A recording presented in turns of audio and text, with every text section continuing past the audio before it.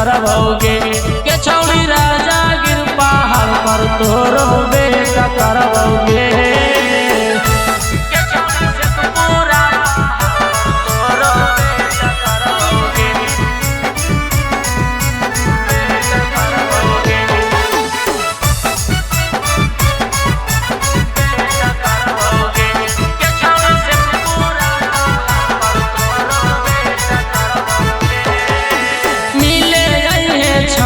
नहीं करे तो बहाना गे तोरे पीछे पागल ही हो गलियो दीवाना गे।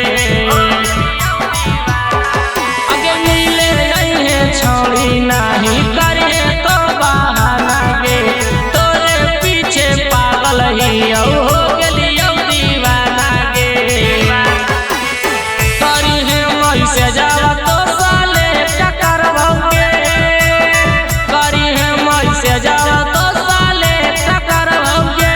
हाँ साले टकरवाओगे के छौड़ी से पूरा पहाड़ पर तोरो बेटा करवाओगे के छौड़ी गिरिंडा पहाड़ पर तोरो बेटा करवाओगे।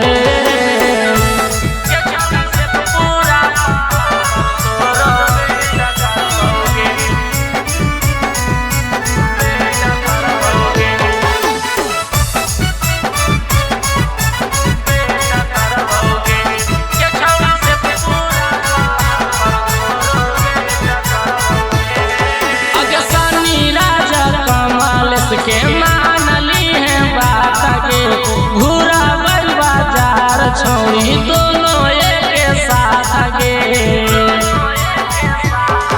अगे सनी राजा कमाल के मानली है बात के घूरा बल बाजार छोड़ी दोनों एक साथ गे।